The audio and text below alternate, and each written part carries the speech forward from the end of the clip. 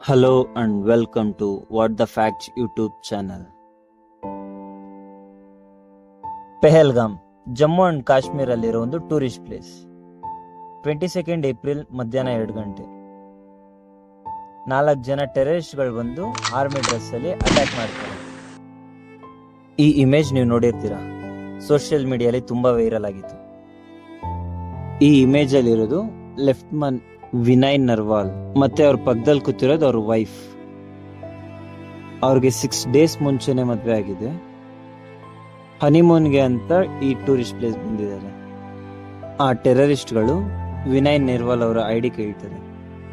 ಅವರು ತೆಗೆದು ತೋರಿಸೋ ಅಷ್ಟರಲ್ಲಿ ಅವ್ರ ಪ್ಯಾಂಟ್ ಕೆಳಗಡೆ ತೆಗೆದು ರಿಲಿಜಿಯನ್ ಚೆಕ್ ಮಾಡಿ ಆ ಸ್ಪಾಟ್ ಅಲ್ಲೇ ಅವ್ರನ್ನ ಶೂಟ್ ಮಾಡ್ತಾರೆ.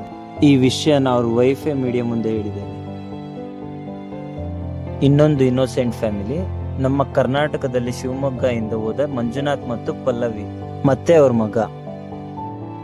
ರೀಸೆಂಟ್ ಆಗಿ ಸೆಕೆಂಡ್ PU ರಿಸಲ್ಟ್ ಬಂದಿರುತ್ತೆ, 96% ಬಂದಿದೆ ಅಂತ. ಅದನ್ನ ಸೆಲೆಬ್ರೇಟ್ ಮಾಡೋದಕ್ಕೆ ಟೂರ್ ಬಂದಿರ್ತಾರೆ.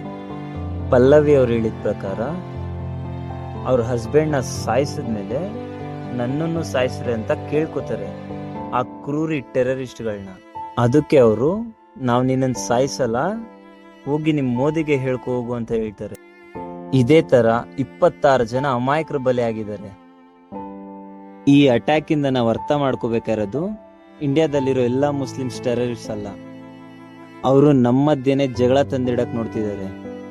ನಾವು ಫಸ್ಟ್ ರಿಲಿಜಿಯನ್ ನ ಪಕ್ಕ ಇಟ್ಟು ವಿ ಆರ್ ಇಂಡಿಯನ್ಸ್, ನಾವೆಲ್ಲ ಒಂದೇ ಅಂತ ನಿಂತ್ಕೊಂಡ್ರೆ ಅವ್ರ ನಮ್ ಕಿತ್ಕೊಳ್ಳೋದಿಕ್ಕಾಗಲ್ಲ.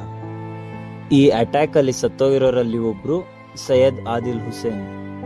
ಕುದುರೆ ಸವಾರಿ ಮಾಡ್ಕೊಂಡು ಜೀವನ ನಡೆಸ್ತಿರ್ತಾರೆ.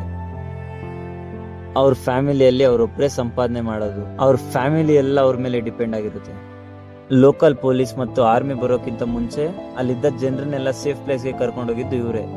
ಒಬ್ಬ ಹಿಂದೂ ಮಹಿಳೆ ಪ್ರಾಣ ಕಾಪಾಡಕ್ಕೋಗಿ ಇವರು ಪ್ರಾಣ ಕೊಡ್ತಾರೆ. ದಿ ರೆಸಿಸ್ಟೆಂಟ್ ಫ್ರಂಟ್ ಅನ್ನೋ ಉಗ್ರವಾದಿ ಸಂಸ್ಥೆ ಇದನ್ನ ಮಾಡಿರೋದು. ಲಷ್ಕರ್-ಇ-ತೈಬಾ ಅವರ ಕೆಳಗಡೆ ಇರೋ ಬ್ಯಾಚ್ ಇದು. ಈ ಅಟ್ಯಾಕ್ ಮಾಡಿರೋ ರೀಸನ್ ಏನ್ ಗೊತ್ತಾ ಅವ್ರು ಹೇಳಿರೋದು? ಕಾಶ್ಮೀರಲ್ಲಿ ಹೊಸದಾಗಿ 85,000 ಜನ ಬೇರೆ ಕಡೆಯಿಂದ ಬಂದು ಸೆಟ್ಲ್ ಆಗ್ತಿದ್ದಾರೆ, ಅದರಿಂದ ಅಲ್ಲಿರೋ ಮುಸ್ಲಿಮ್ಸ್ ಕಮ್ಮಿ ಆಗ್ತಿದ್ದಾರೆ ಅಂತ ಹೊಸದಾಗಿ ಬಂದಿರೋರ್ಗೆ ವಾರ್ನಿಂಗ್ ತರ ಈ ಅಟ್ಯಾಕ್ ಮಾಡ್ತಿದಾರಂತೆ. ರೀಸೆಂಟ್ ಆಗಿ ಅಟ್ಯಾಕ್ ಮಾಡಿರೋರ ಸ್ಕೆಚಸ್ ರಿಲೀಸ್ ಮಾಡಿದ್ದಾರೆ ನೋಡಿ, ಇದೆ ಅದು. ಆ ಕುರಿಗಳು ಗೊತ್ತಿಲ್ಲ ಈ ಅಟ್ಯಾಕ್ ಇಂದ ಪಾಕಿಸ್ತಾನ ಅವ್ರಿಗೆ ಎಷ್ಟು ಲಾಸ್ ಆಗಿದೆ ಅಂತ. ಇದನ್ನೆಲ್ಲ 3 ಪಾಯಿಂಟ್ಸ್ ತರ ಹೇಳ್ತೀನಿ. ಪಾಯಿಂಟ್ ನಂಬರ್ 1, ಪಾಕಿಸ್ತಾನ ಈ ಉಗ್ರವಾದನೆಲ್ಲ ನಿಲ್ಸೋವರೆಗೂ ಇಂಡಸ್ ವಾಟರ್ ಟ್ರೀಟಿನ ಹೋಲ್ಡ್ ಅಲ್ಲಿ ಇಡ್ತೀವಿ ಅಂತ ಅನೌನ್ಸ್ ಮಾಡಿದೆ. ಈ ಹೋಲ್ಡ್ ಇಂದ ಅವ್ರಿಗೆ ಆಗೋ impact 80% of agriculture land in Pakistan ಈ ರಿವರ್ ಮೇಲೆ ಡಿಪೆಂಡ್ ಆಗಿದೆ. ಪಾಕಿಸ್ತಾನಲ್ಲಿರೋ ಮೇಜರ್ ಸಿಟೀಸ್ ಆದ ಲಾಹೋರ್, ಕರಾಚಿ, ಮುಲ್ತಾನ್ ಅವರ ನೀಡ್ಸ್ಗೆಲ್ಲ ಈ ವಾಟರ್ ಮೇಲೆ ಡಿಪೆಂಡ್ ಆಗಿರೋದು. Point number 2, the integrated check post ಅತಾರಿನ ಇಮಿಡಿಯೇಟ್ ಆಗಿ ಕ್ಲೋಸ್ ಮಾಡ್ತೀವಿ ಅಂತ ಹೇಳಿದ್ದಾರೆ. ಇದು ಇಂಡಿಯಾ ಮತ್ತು ಪಾಕಿಸ್ತಾನ್ಗೆ ಇರೋ ಓನ್ಲಿ ಟ್ರೇಡ್ ರೋಡ್. ಬೇಸಿಕ್ ಆಗಿ ಈ ರೂಟ್ ಇಂದಾನೆ ಫುಡ್ ಗೂಡ್ಸ್ ಎಲ್ಲ ಟ್ರಾನ್ಸ್ಫರ್ ಆಗೋದು. ಪಾಯಿಂಟ್ ನಂಬರ್ 3,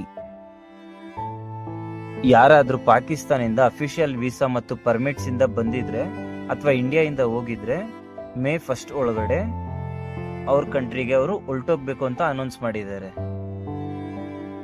ಕೊನೆಯದಾಗಿ ಪಾಕಿಸ್ತಾನ ಅವ್ರಿಗೆ ಹೇಳೋದು ಒಂದೇ, ಸಿಕ್ಕದಲ್ಲಿ ದಮ್ಮಿದ್ರೆ ಸ್ಟ್ರೈಟ್ ಆಗಿ ಡೀಲ್ ಮಾಡೋ ಗಾಂಡು.